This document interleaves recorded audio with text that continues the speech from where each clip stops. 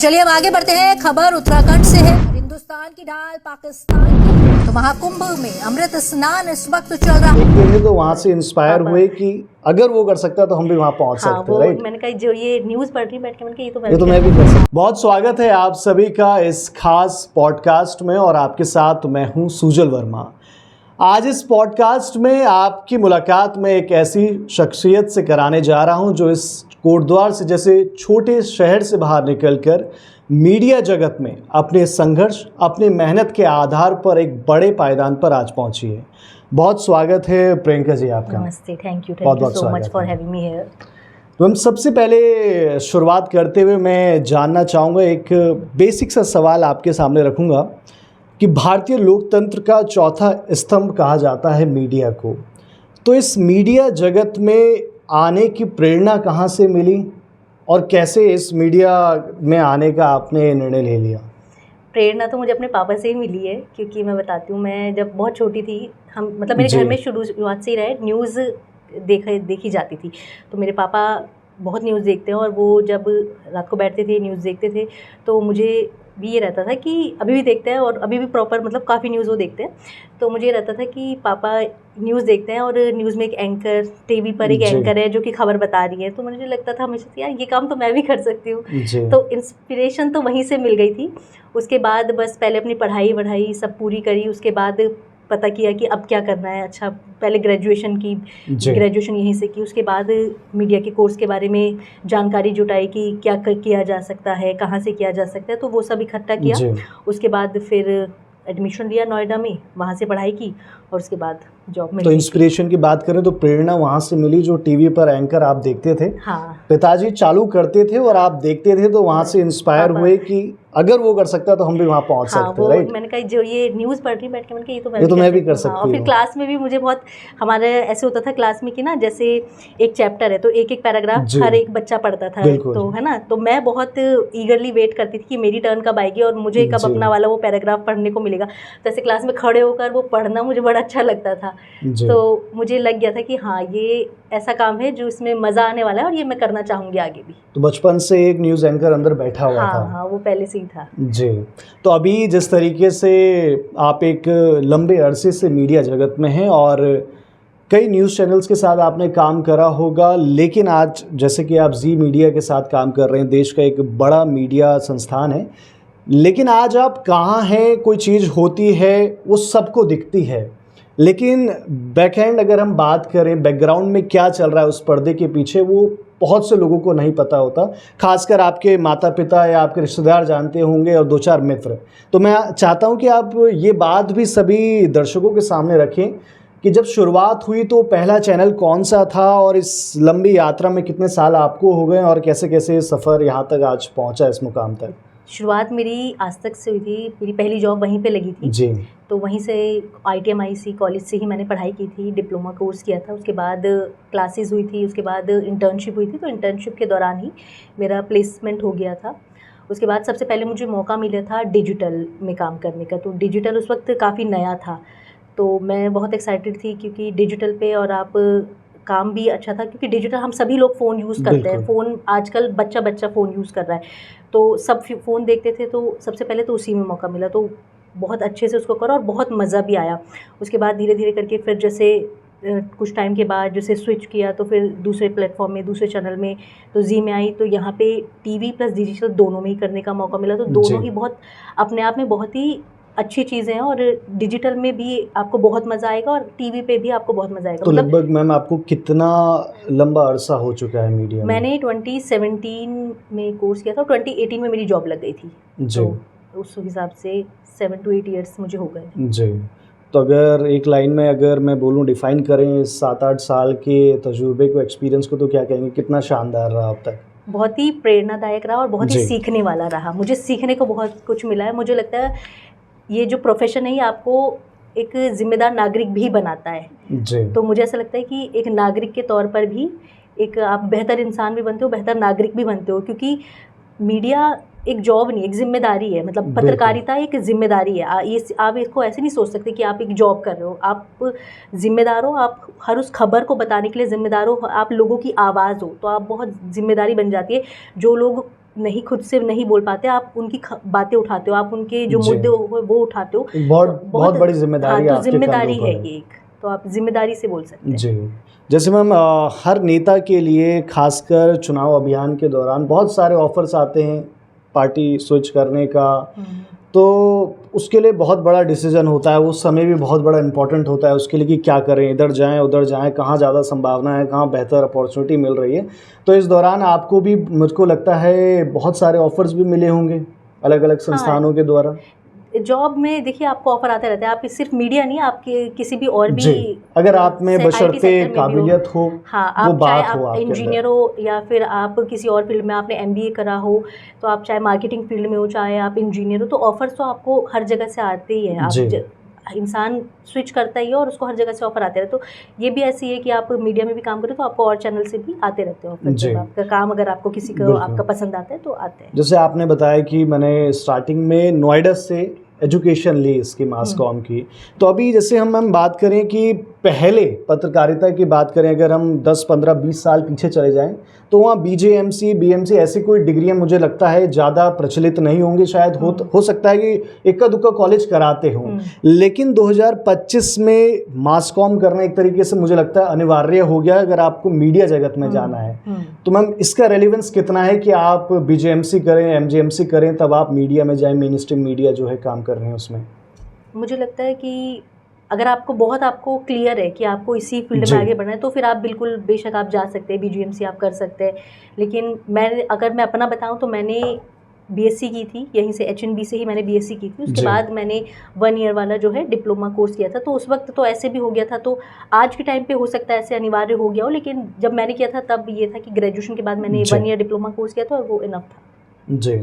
और 2025 में अगर आज हम खड़े हैं तो हम कितना, हम कह सकते हैं, जो अगर मीडिया स्टूडेंट है पर्टिकुलर जो इस वीडियो को देख रहा है, इस पॉडकास्ट को, तो मीडिया के अंदर हम 2025 में किस तरह के हालात हैं, क्या उसके लिए स्कोप हैं अभी फ्यूचर करियर के लिए? देखो, अगर कोई ईमानदार है, कोई मेहनती है, तो उसके लिए हर जगह स्कोप है, मैं यही कहूँगी, है ना। क्योंकि अगर आप चाहे अब कोई भी फील्ड ले लो, सिर्फ मीडिया की बात नहीं है, इवन अगर आप BTech भी कर रहे हो या आप MBA कर रहे हो, कुछ और भी कर रहे हो, आप अगर अच्छे हो अपने काम में, आपकी पढ़ाई आपने अच्छे से की है, और जब इंटरव्यू लेने लोग आते हैं, जब कॉलेज में तो प्लेसमेंट होती है तो इंटरव्यू के लिए पूरी टीम आती है ना, तो वो क्यों पर्टिकुलर बच्चों को चुनती है? वो देखती है कि उनमें काबिलियत है, उन्होंने पढ़ाई अच्छे से की है और वो अच्छा कर सकते हैं, इसलिए उनका चुनाव करती है। क्योंकि क्लास में बहुत सारे बच्चे होते हैं, कोई बच्चा फर्स्ट आ रहा है, कोई बच्चा लास्ट आ रहा है, ऐसे ही होता है।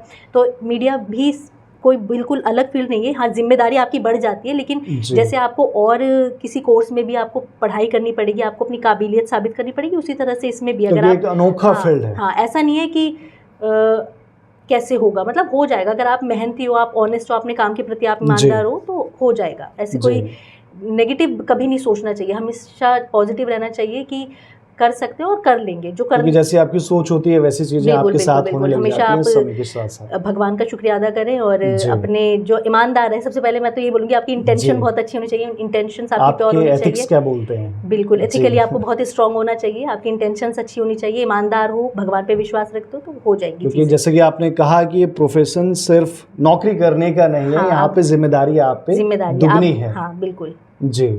तो अभी मैम मैं बात करूंगा कि पर्सनली आपका एज अ न्यूज़ एंकर क्या रोल रहता है जब आप अपनी जॉब को परफॉर्म करती हैं, क्या वर्क शेड्यूल रहता है सुबह से शाम तक?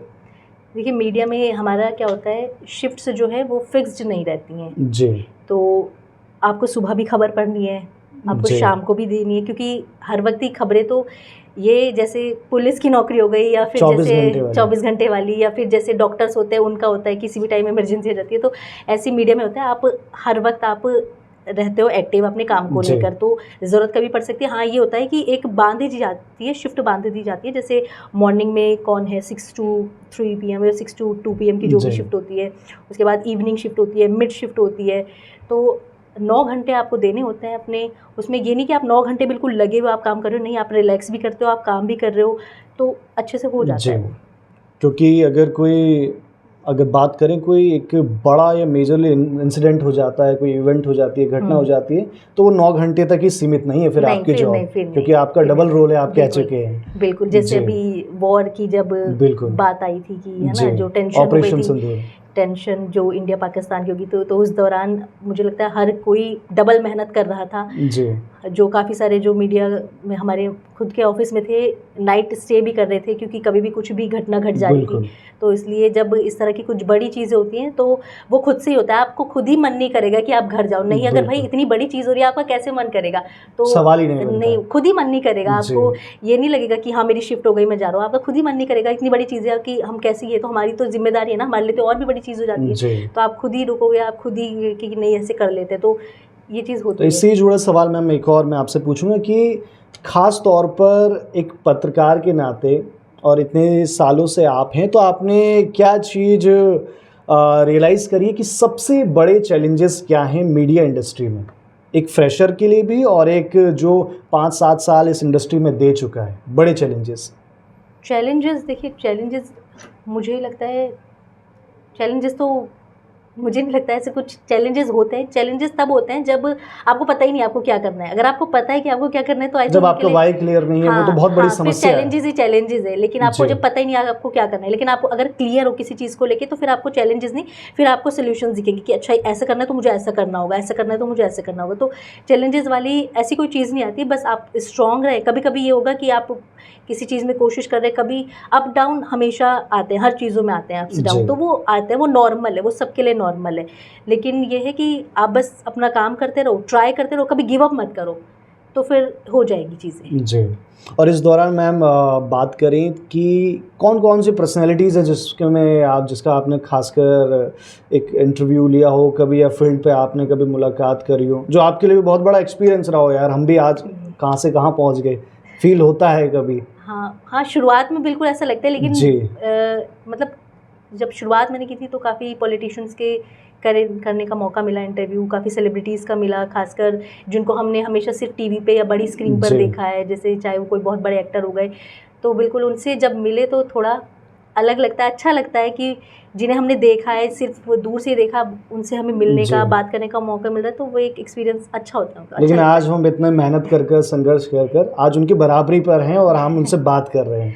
बिल्कुल, मुझे लगता है सभी इक्वल है, क्योंकि हम सब हमारी जैसी है, कोई बिल्कुल है ना, जैसे हम हैं, जैसे आप हैं, वैसे ही वो लोग भी हैं, तो हम लोग ही उन्हें बड़ा बनाते हैं, लोग ही उन्हें बड़ा बनाते हैं। भगवान ने तो सबको एक जैसे ही बना के भेजा है ना, तो वो तो लोगों का प्यार होता है और वही चीज़ उन्हें बड़ा बनाती है। इस बीच में हम सबसे एक इंटरेस्टिंग सवाल ये भी है, जब आप सुबह से शाम तक अपने ऑफिस में रहती हैं और जब आप न्यूज़ रूम में हैं खासकर, और स्टूडियो के अंदर जब आपके सामने टीपी चल रहा है, खबरें आ रही हैं और अचानक से अगली खबर मैं कहूँ कि खबर कोटद्वार से है, तो वो मोमेंट कैसा होता है? बिल्कुल, देखिए जैसे कि मैं उत्तराखंड, मेरी जन्मभूमि है, कोटद्वार मेरा होम टाउन है, तो ये है कि जब एक विशेष अनुभव होता है यहाँ की खबर सुनाने का, वो स्वाभाविक है, एक आपको भावनात्मक कनेक्शन आपको हो ही जाता है। हालांकि एक पत्रकार के तौर पर हमारी ये जिम्मेदारी है कि हम हर खबर को तथ्यपूर्ण तरीके से, संवेदनशीलता के साथ और पूरी जिम्मेदारी के साथ दिखाएं, लेकिन जब आप किसी स्टेट से बिलोंग करते हो, जहाँ से आप हो, तो फिर एक वो कनेक्शन एक भावनात्मक जुड़ ही जाता है। हालांकि हमारी पूरी जो है कोशिश यही रहती है एक पत्रकार के तौर पे कि चाहे वो मेरा राज्य हो, चाहे कोई और राज्य हो, हर खबर को पूरी संवेदनशीलता के साथ और पूरी अच्छे से मतलब उसको दिखाया जाए, सबकी जो भी लोगों की उससे उम्मीदें हैं वो उनको बरकरार रखें। क्योंकि एज अ दर्शक, क्योंकि जब भी हम देखते हैं और आपको टीवी पे जब आप कोटद्वार की न्यूज़ पढ़ते हैं तो हम समझ जाते हैं कि चेहरे पे मुस्कान आने वाली है, लेकिन वो ऑल्दो पीछे है बैकग्राउंड में। हाँ बिल्कुल, जो अच्छी खबर होती है उसके लिए मुस्कान होती है, और जो खबर ऐसी लगती है कि इसको उठाना चाहिए, बात आगे तक जानी चाहिए, वो आपकी जिम्मेदारी है। हाँ, उसको उतनी ही दृढ़ निष्ठा के साथ, उसको उतनी ही स्ट्रॉन्ग होकर उसको हम बताते भी हैं। जी। और एक आखिरी सवाल और सबसे महत्वपूर्ण सवाल मैं आपसे करने जा रहा हूँ कि जो यूथ इस पॉडकास्ट को देख रहा है उसके लिए क्या संदेश होगा, क्या वो सीख यहाँ से लेकर जाए आपकी बातों से? बहुत सिंपल सी चीज़ है, मैं जिस चीज़ पे मैं चलती हूँ मैं तो वही बोलना चाहूँगी कि अगर आप कोई चीज़, आपने सपना देखा हो, बिल्कुल देखो, बिल्कुल पूरा हो सकता है, सबके होते हैं। मुझे लगता है जो भी डटा रहता है, लगा रहता है, कोशिश करता रहता है, उसके सपने पूरे हो जाते हैं। मैं अगर अपनी बात कहूँ तो 8 साल बाद मुझे ये मौका मिला जो टीवी पे आने का, तो हालांकि शुरुआत भी मेरी बहुत अच्छी हुई, बहुत ही अच्छी हुई, लेकिन जैसे जब भी मैं किसी रिलेटिव से जो भी मुझसे मिलते थे वो बोलते थे कि अच्छा ठीक है ये बताओ टीवी पे कब आ रही हो, सभी बोलते थे टीवी जी। पे कब आ रही हो। तो मैं उस वक्त तो मैं कुछ नहीं बोलती थी, मैंने कहा चलो जब भी आएंगे, मौका मिलेगा। जल्द हाँ आएंगे। हाँ, बस ये था कि जी। आऊँगी, मुझे भी कहीं ना कहीं मुझे पता था कि आऊँगी मैं, कभी तो आऊँगी। जी, तो वो हो गया था। विश्वास है हाँ शुरुआत मतलब से। वो एक अंदर से थी चीज़ की आऊँगी, मतलब होगा ऐसा मुझे पता जी। था और वो हो भी गया। तो ये था सब, क्योंकि सबका यही सवाल रहता था। डिजिटल में बहुत अच्छा मौका मिला, क्योंकि डिजिटल बहुत बड़ा स्कोप है आजकल, तो बहुत ज़्यादा ये है कि सब लोग डिजिटल पर, अभी भी मैं सिर्फ टीवी नहीं, डिजिटल प्लस टीवी दोनों के लिए ही काम करती हूँ, और दोनों के लिए मुझे लगता है आना ही चाहिए, आपको दोनों चीज़ों में करनी चाहिए। आप ये मत सोचो कि मैं बस ये मिलूँ, शुरुआत जैसी भी मिले आप उससे करो, अच्छे से करो, मन लगा के करो, तो चीज़ें ईजी हैं। और ईमानदार रहो, अपनी इंटेंशंस अच्छी रखो, प्योर इंटेंशंस रखो, और ऑनेस्टली अपना काम करते रहो, तो चीज़ें फिर मुश्किल नहीं होती हैं। जी, क्योंकि सबसे बड़ी पहचान आपकी ईमानदारी है। जी मैम, और बाकी दृढ़ संकल्प के साथ अगर आप ठान लें किसी चीज़ को करना, तो वो आपके लिए नामुमकिन नहीं होती है। बिल्कुल। बहुत बहुत शुभकामनाएं मैम आपको। So much. नमस्कार, बहुत बहुत धन्यवाद।